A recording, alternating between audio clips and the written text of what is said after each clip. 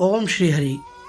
आज हम आपको सुनाएंगे अध्याय 5, जिसमें चंचुला के प्रयत्न से पार्वती जी की आज्ञा पाकर तुम्बुरु का विंध्य पर्वत पर शिव पुराण की कथा सुनाकर बिंदुक का पिशाच योनि से उद्धार तथा उन दोनों दंपत्ति का शिवधाम में सुखी होना।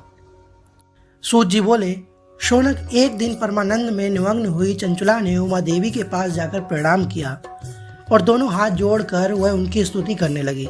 चंचुला बोली, गिरिराज नंदिनी, स्कंद माता उमे, मनुष्यों ने सदा आपका सेवन किया है। समस्त सुखों को देने वाली शंभु प्रिय आप ब्रह्मा स्वरूपिणी विष्णु और ब्रह्मा आदि देवताओं द्वारा सेव्य हैं। आप ही सगुणा और निर्गुणा हैं तथा आप ही सुषमा सच्चिदानंद स्वरूपिणी आद्या प्रकृति हैं। आप ही संसार की सृष्टि, पालन और संहार करने वाली हैं। तीनों गुणों का आश्रय भी आप ही है। ब्रह्मा, विष्णु और महेश्वर इन तीनों देवताओं का आवास स्थान तथा उनकी उत्तम प्रतिष्ठा करने वाली पराशक्ति आप ही हैं। सूत जी कहते हैं, शौनक, जिसे सदगति प्राप्त हो चुकी हो वह चंचुला इस प्रकार महेश्वर पत्नी उमा की स्तुति करके सिर झुकाए चुप हो गई। उसके नेत्रों में प्रेम के आंसू मड़ाए थे। तब करुणा से भरी हुई शंकर प्रिया भक्त वत्सला पार्वती देवी ने चंचुला को संबोधित करके बड़े प्रेम से इस प्रकार कहा। पार्वती जी बोली, सखी चंचुले सुंदरी, मैं तुम्हारी की हुई इस स्तुति से बहुत प्रसन्न हूँ। बोलो, क्या वर मांगती हो? तुम्हारे लिए मुझे कुछ भी अदेय नहीं है। चंचुला बोली, निष्पाप गिरिराज कुमारी, मेरे पति बिंदु इस समय कहाँ हैं? उनकी कैसी गति हुई है ये मैं नहीं जानती। कल्याणमयी दीन वत्सले, मैं अपने उन पतिदेव से जिस प्रकार संयुक्त हो सकूं वैसा ही उपाय कीजिए। महेश्वरी महादेवी, मेरे पति एक शूद्र जातीय वैश्या के प्रति आसक्त थी और पाप में ही डूबे रहते थे। उनकी मृत्यु मुझसे पहले ही हो गई थी। न जाने वे किस गति को प्राप्त हुए। गिरिजा जी बोली, बेटी, तुम्हारा बिंदु नाम वाला पति बड़ा पापी था। उसका अंतःकरण बड़ा ही दूषित था। वैश्या का उपभोग करने वाला महामूढ़ मरने के बाद नरक में पड़ा अगणित वर्षों तक नरक में नाना प्रकार के दुख भोग कर वह पापात्मा अपने शेष पाप को भोगने के लिए विंध्य पर्वत पर पिशाच हुआ है। इस समय वह पिशाच अवस्था में ही है और नाना प्रकार के कलेश उठा रहा है। वह दुष्ट वहीं वायु पी कर रहता है, सदा सब प्रकार के कष्ट सहता है। सूत जी कहते हैं, शौनक, गौरी देवी की ये बात सुनकर उत्तम व्रत का पालन करने वाली चंचुला उस समय पति के महान दुख से दुखी हो गई। फिर मन को स्थिर करके उस ब्राह्मण पत्नी ने व्यथित हृदय से महेश्वरी को प्रणाम करके पुनः पूछा। चंचुला बोली, महेश्वरी महादेवी, मुझ पर कृपा कीजिए और दूषित कर्म करने वाले मेरे उस दुष्ट पति का उद्धार कर दीजिए। देवी, उस पापात्मा पति को किस उपाय से उत्तम गति प्राप्त हो सकती है, यह शीघ्र बताइए। आपको नमस्कार है। पार्वती जी ने कहा, तुम्हारा पति यदि शिव पुराण की पुण्यमयी उत्तम कथा सुने तो सारी दुर्गति को पार करके वह उत्तम गति का भागी हो सकता है। अमृत के समान मधुर अक्षरों से युक्त गौरी देवी का यह वचन आदर पूर्वक सुनकर चंचुला ने हाथ जोड़कर मस्तक झुकाकर उन्हें बारंबार प्रणाम किया और अपने पति के समस्त पापों की शुद्धि और उत्तम गति की प्राप्ति के लिए पार्वती देवी से ये प्रार्थना की कि मेरे पति को शिव पुराण सुनाने की व्यवस्था होनी चाहिए। उस ब्राह्मण पत्नी के बारंबार प्रार्थना करने पर शिव प्रिया गौरी देवी को बड़ी दया आई। उन भक्त वत्सला महेश्वरी गिरिराज कुमारी ने भगवान शिव की उत्तम कीर्ति का गान करने वाले गंधर्व राज तुम्बुरु को बुलाकर उससे प्रसन्नता पूर्वक इस प्रकार कहा, तुम्बुरो, तुम्हारी भगवान शिव में प्रीति है। तुम मेरे मन की बातों को जानकर मेरे अभिष्ट कार्यों को सिद्ध करने वाले हो। इसलिए मैं तुमसे एक बात कहती हूँ, तुम्हारा कल्याण हो। तुम मेरी इस सखी के साथ शीघ्र ही विंध्य पर्वत पर जाओ। वहाँ एक महाघोर और भयंकर पिशाच रहता है। उसका वृत्तांत तुम आरंभ से ही सुनो। मैं तुमसे प्रसन्नता पूर्वक सब कुछ बताती हूँ। पूर्व जन्म में एक पिशाच बिंदुक नामक ब्राह्मण था। मेरी सखी चंचुला का पति था, परंतु वह दुष्ट वैश्यागामी हो गया था। स्नान, संध्या आदि नित्य कर्म छोड़कर अपवित्र रहने लगा। क्रोध के कारण उसकी बुद्धि पर मूर्ता छा गई थी। वह कर्तव्य का विवेक नहीं कर पाता था। अवक्ष वक्षण, सज्जनों से द्वेष और दूषित वस्तुओं का दान लेना, यही उसका स्वाभाविक कर्म बन गया था।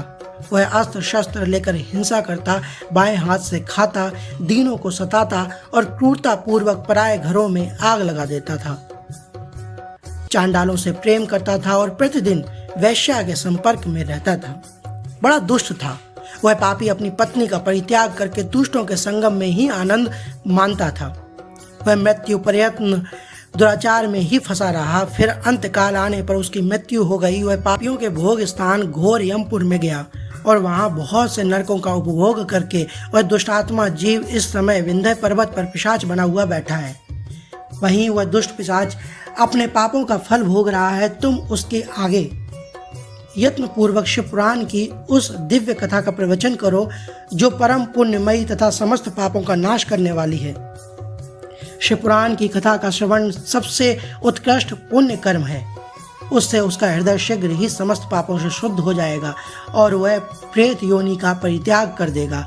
उस दुर्गति से मुक्त होने पर बिंदुक नामक पिशाच को मेरी आज्ञा से विमान पर बिठाकर तुम भगवान शिव के समीप ले आओ।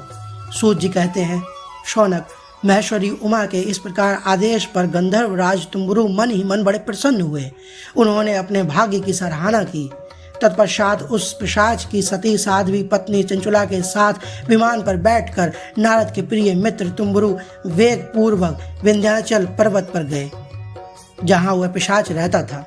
वहां उन्होंने उस पिशाच को देखा। उसका शरीर विशाल था, थोड़ी बहुत बड़ी थी। वह कभी हंसता तो कभी रोता, कभी उछलता था। उसकी आकृति बड़ी विकराल थी। भगवान शिव की उत्तम कीर्ति का गान करने वाले महाबली तुम्बुरु ने उस अत्यंत भयंकर पिशाच को पासों द्वारा बांध लिया। तदंतर तुम्बुरु ने शिव पुराण की कथा वाचने का निश्चय करके महोत्सव युक्त स्थान और मंडप आदि की रचना की। इतने में ही संपूर्ण लोकों में बड़े वेग से ये प्रचार हो गया कि देवी पार्वती की आज्ञा से एक पिशाच का उद्धार करने के उद्देश्य से शिव पुराण की उत्तम कथा सुनाने के लिए तुम्बुरु विंध्य पर्वत पर गए हैं। फिर तो उस कथा को सुनने के लोभ से बहुत से देवर्षि भी शीघ्र ही वहां पहुंचे। आदर पूर्वक शिव पुराण सुनने के लिए आए हुए लोगों का उस पर्वत पर बड़ा अद्भुत और कल्याणकारी समाज जुट गया। फिर तुम्बुरु ने उस पिशाच को पाशों से बांधकर आसन पर बिठाया और हाथों में बीड़ा लेकर गौरीपति की कथा का गान आरंभ हुआ। पहली अर्थात विंध्येश्वर संहिता से लेकर 7वीं वायु संहिता तक महात्म्य सहित शिव पुराण की कथा का उन्होंने स्पष्ट वर्णन किया। 7 संहिताओं सहित शिव पुराण का आदर पूर्वक श्रवण करके वे सभी श्रोता पूर्णता कृतार्थ हो गए। उस परम पुण्यमय शिव पुराण को सुनकर उस पिशाच ने अपने सारे पापों को धोकर उस पैशाचिक शरीर को त्याग दिया।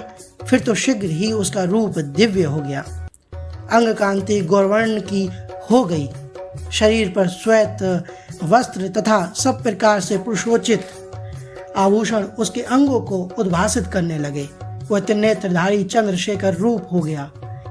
इस प्रकार दिव्य देहधारी होकर श्रीमान बिंदुक अपनी प्राण वल्लभा चंचुला के साथ स्वयं भी पार्वती वल्लभ भगवान शंकर का गुणगान करने लगा। उसकी स्त्री को इस प्रकार दिव्य रूप से सुशोभित देख वे सभी देवर्षि बड़े विस्मित हुए। उनका चित्त परमानंद से परिपूर्ण हो गया। भगवान महेश्वर का वह अद्भुत चरित्र सुनकर वे सभी श्रोता परम कृतार्थ हो गए। प्रेम पूर्वक श्री शिव का यशोगान करते हुए अपने अपने धाम को चले गए। दिव्य रूपधारी श्रीमान बिंदुक भी सुंदर विमान पर अपनी प्रियतमा के साथ बैठकर सुखपूर्वक आकाश में स्थित हो बड़ी शोभा पाने लगे। तदंतर महेश्वर के सुंदर एवं मनोहर गुणों का गान करता हुआ वह अपनी प्रियतमा तथा तुम्बुरु के साथ शीघ्र ही शिवधाम में जा पहुंचा। वहां भगवान महेश्वर तथा पार्वती देवी ने प्रसन्नता पूर्वक बिंदुक का बड़ा सत्कार किया और उसे अपना पार्षद बना लिया। उसकी पत्नी चंचुला पार्वती जी की सखी हो गई। उस घनीभूत ज्योति स्वरूप परमानंदमय सनातन धाम में अविचल निवास पाकर वे दोनों दंपत्ति परम सुखी हो गए। इस तरह अध्याय 5 आज पूर्ण हुआ। एक बार सभी लोग साथ में बोलेंगे, हर हर महादेव, घर घर महादेव। ओम नमः शिवाय, ओम नमः शिवाय, ओम नमः शिवाय।